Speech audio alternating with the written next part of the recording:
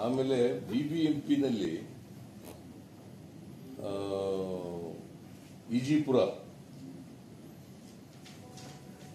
ಅಲ್ಲಿ ಮೇಲ್ಸೇತುವೆ ಮಾಡೋದು ಬಹಳ ವರ್ಷಗಳಿಂದ ನಿಂತೋಗ್ಬಿಟ್ಟದೆ. ನಾವಿದ್ದಾಗ ಬುದ್ಧಿ ಪೂಜೆ ಮಾಡಿ ಎಲ್ಲ ಮಾಡಿ ಕಾಂಟ್ರಾಕ್ಟರ್ ಬಿಟ್ಬಿಟ್ಟಿದ್ದಾನೆ, ಬೇರೆ ಕಾಂಟ್ರಾಕ್ಟರ್ ಕೊಟ್ಟಿದ್ದೀವಿ.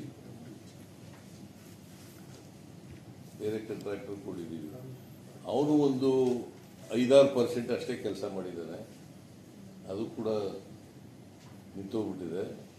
ಅದಕ್ಕೆ ಕೂಡಲೇ ಪ್ರಾರಂಭ ಮಾಡಬೇಕು, ಇಲ್ಲದೆ ಹೋದರೆ ಅವ್ರಿಗೆ ನೋಟಿಸ್ ಕೊಟ್ಟು ಬೇರೆ ಅವರ ಟೆಂಡರನ್ನು ಕಾಂಟ್ರಾಕ್ಟನ್ನು ಟರ್ಮಿನೇಟ್ ಮಾಡಿ ಬೇರೆಯವ್ರಿಗೆ ಕೊಡಬೇಕು ಅಂತ ಹೇಳಿದ್ದೀವಿ. DK ಶಿವಕುಮಾರ್ ಕೂಡ ಹೇಳಿದ್ದಾರೆ, ನಾನು ಕೂಡ ಹೇಳಿದ್ದೀನಿ. ಯಾವುದೇ ಕಾರಣಕ್ಕೆ ಯಾರದೇ ಮುಲಾಜಿಲ್ಲ ಮಾಡಬೇಕು ಅಂತ ಕೂಡಲೇ ಅಂತ ಹೇಳಿದ್ದೀವಿ. ಸೊ ಒಟ್ಟಾರೆಯಾಗಿ